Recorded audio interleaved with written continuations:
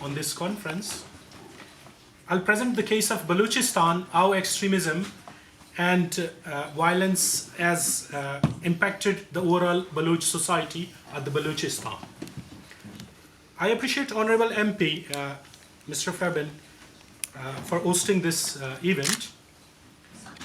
I'll be presenting the case of Balochistan, and when the name of Balochistan comes, so it is a genocide going on in Balochistan where nobody knows what is going on.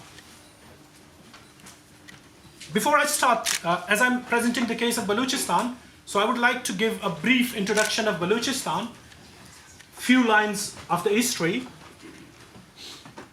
On 13th of November 1839, British Empire invaded Balochistan, and the Baloch rebels or Baloch nationalists, Baloch tribes kept resisting that invasion, and throughout that history, so always there was a resistance against that invasion.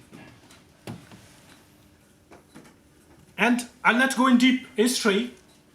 I'll jump from 1839 to 1947, when British Empire announced the independence of Balochistan on 11th of August 1947, and very soon after 8 months, Balochistan was invaded by Pakistan.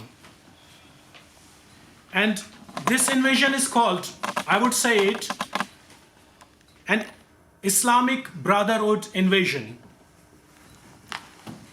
And I would say it was a state-sponsored religious extremism and violence in Balochistan. This was the start of extremism and violence in Balochistan. When we talk about extremism or violence, so extremism is like a lungs cancer which spreads in complete body. And this word is like a body, and extremism is like lungs cancer which is spreading day by day. Today it is in Balochistan, in Kashmir, in Afghanistan. Tomorrow it can move anywhere in the world. Extremism widely affects overall society. For example, loss and injuries, fear and anxiety, economical damages, political instability, spread of radicalization, psychological impacts, human rights violations. In the case of Balochistan, I would say state-sponsored extremism and violence is going on in Balochistan. So I'll be only focusing on two aspects of extremism, which affects everything. That is human rights and radicalization. Balochistan was the land of secular nation.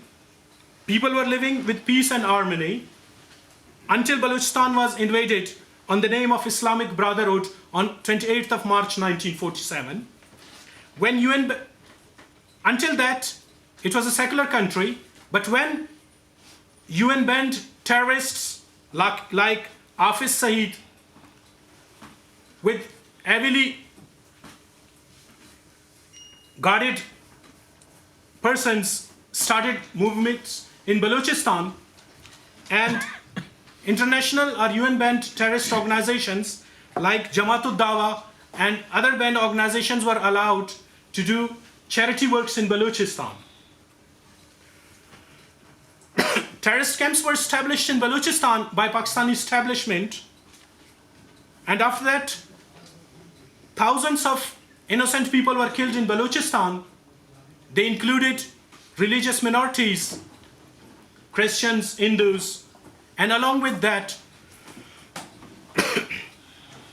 Baloch nationalists. And when it comes to human rights violation, so I would say, I'll repeat a quotation of mother. She said, "My husband is missing for 14 years. He was abducted by Pakistani security forces. So should I announce myself widow or not?" Another mother of Zakir Majid Baloch, he was a student leader. 14 years back when he was abducted, and now recently her mother says, when I remember my son Zakir Majid, so I feel the labor pain. So a mother is feeling the labor pain for 14 years continuously.